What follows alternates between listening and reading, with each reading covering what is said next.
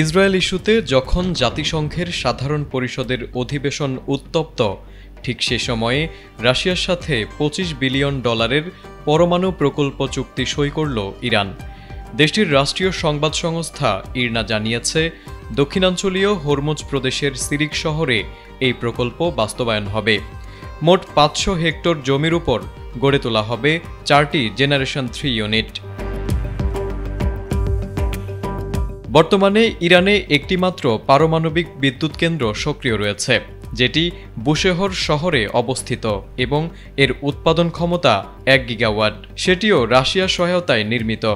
দেশের ক্রমবর্ধমান বিদ্যুৎ চাহিদার তুলনায় এটি খুবই অপ্রতুল, যার কারণে গ্রীষ্মকালে ইরানকে প্রায়ই বিদ্যুৎ ঘাটতির মুখোমুখি হতে হয়। নতুন প্রকল্পটি বাস্তবায়িত হলে ইরানের বিদ্যুৎ খাতে বড় ধরনের পরিবর্তন আসবে বলে ধারণা করা হচ্ছে।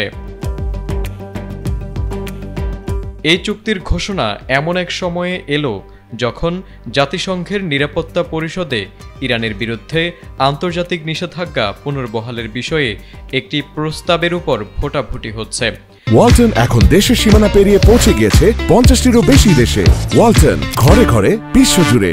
চীন ও রাশিয়ার সমর্থিত ওই প্রস্তাবে নিষেধাজ্ঞা 6 মাসের জন্য স্থগিত রাখার আহ্বান জানানো হয়েছে।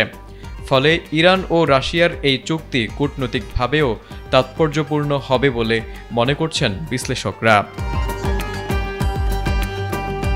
ইরানের পারমাণবিক কর্মসূচি নিয়ে বরাবরই পশ্চিমা দেশগুলোর সন্দেহ রয়েছে। গত জুনে ইসরায়েল ও আমেরিকা একযোগে ইরানের একটি পারমাণবিক স্থাপনায় হামলা চালায়। ইসরায়েল দাবি করে ইরান পরমাণু অস্ত্র তৈরির পথে এগোচ্ছে, যদিও তারা এর পক্ষে কোনো সুনির্দিষ্ট প্রমাণ উপস্থাপন করতে পারেনি।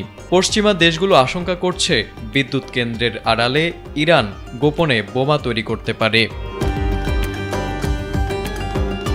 তবে এসব অভিযোগ জোরালোভাবে অস্বীকার করে আসছে ইরান। দেশটির প্রেসিডেন্ট মাসুদ পেজেশকিয়ান সম্প্রতি জাতিসংঘ সাধারণ পরিষদের ভাষণে পুনরায় আশ্বাস দিয়েছেন যে ইরান কখনো পরমাণু বোমা তৈরির পথে হাঁটবে না, বরং শান্তিপূর্ণ বিদ্যুৎ উৎপাদনের জন্যই পারমাণবিক প্রযুক্তি ব্যবহার করছে বলে দাবি করছে তেহরান। তাই রাশিয়ার সাথে এই নতুন চুক্তিকেও শান্তিপূর্ণ অংশ হিসেবেই তুলে ধরেছে ইরান। তারেক আজিজ, এটিএন বাংলা।